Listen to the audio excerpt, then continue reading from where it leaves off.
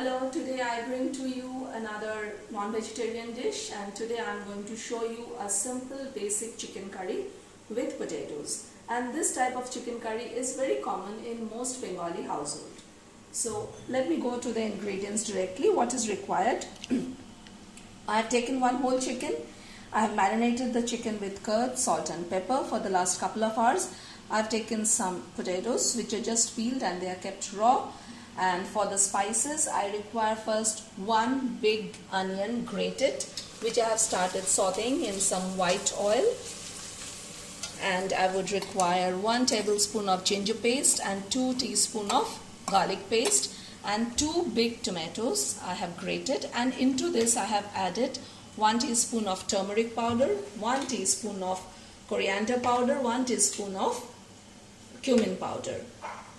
So that the dry spices I have added in my tomatoes so that I do not need to add them directly and they do not get burnt off.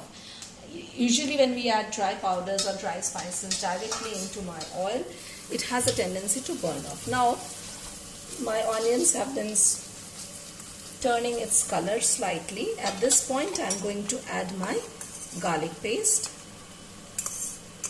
If you notice, I have not made any paste very fine. All are coarsely crushed. And these pastes I have made in stone mortar and pestle. You can do it in mixie and just give it one pulse and then it will be done. So I do not need to fry any of these anymore. Straight will go into my ginger paste. Very basic, very simple and nutritious and delicious dish. As soon as I add this, I do not need to fry anything. Only the rawness of the onion needs to be in this dish. The rawness of the onion should not be there. So it's been fried till light golden brown, and then I can add all my spices one by one. Now into this I'm going to add this tomato paste along with all the spice powders.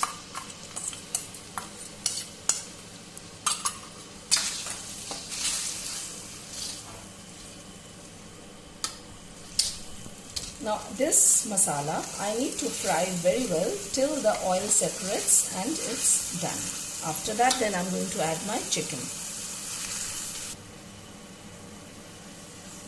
So the masala has been frying for some time now and we can see the oil separation is already started.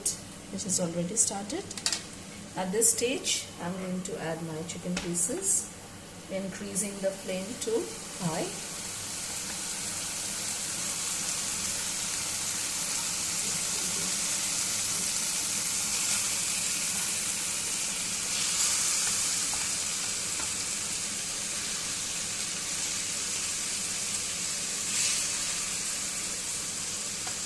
I prefer to add the liver and gizzard in my curry because we love it in our curries.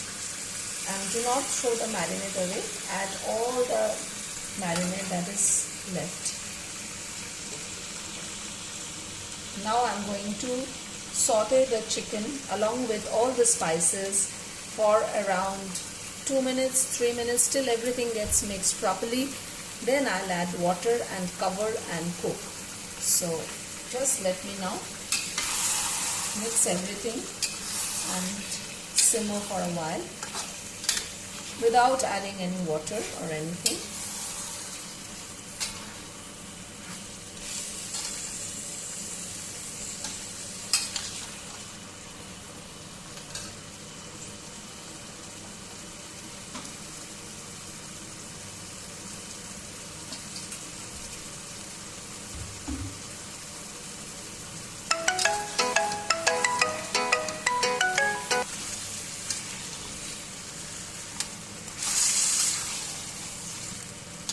Okay, now at this stage I'm going to add the salt.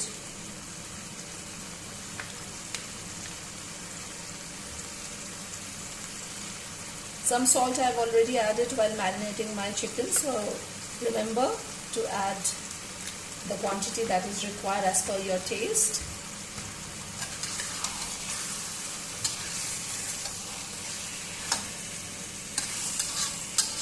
This dish usually this kind of curry I cook with very less oil, and the spices are also not very high. It's not spicy, it's not sweet. I'm not going to add any sugar or anything super hot in this. The heat that will come here in this dish is only from the black peppers, which I've already added while marinating. Now at this stage I'm going to add the water, requisite quantity of water, and since it's a curry, so there will be some little bit more water. I do not like to throw my spices, so I'm going to wash away all my spices dishes and add in the curry.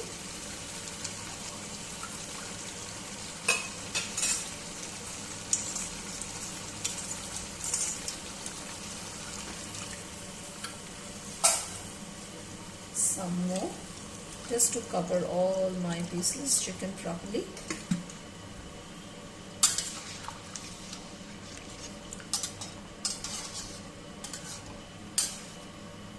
I'm not adding too much of water because some water will be released from the chicken as well.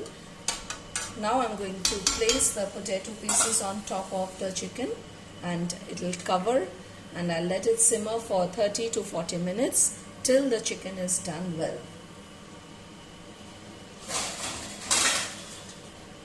So let it simmer for 30 to 40 minutes now. So my chicken is simmering away for almost 30 minutes now. And let me just check the consistency.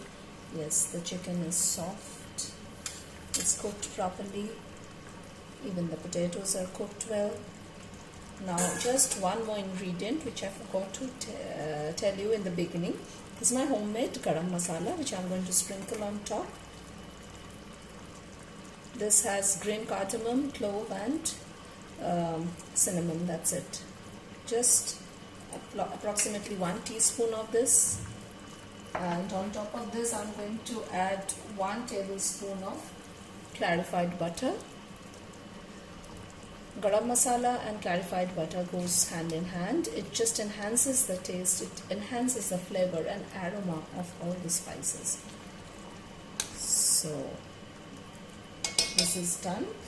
Now I'm going to just switch off my gas, just place 2 green chilies, and I'm going to garnish later with some fresh coriander leaves.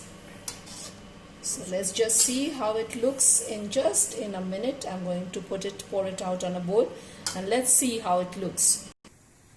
Now this is done. Now I'm going to just sprinkle some fresh chopped coriander leaves, 1 more green chilies, just a bit of greenness, burst of freshness in the curry. This is how my curry looks.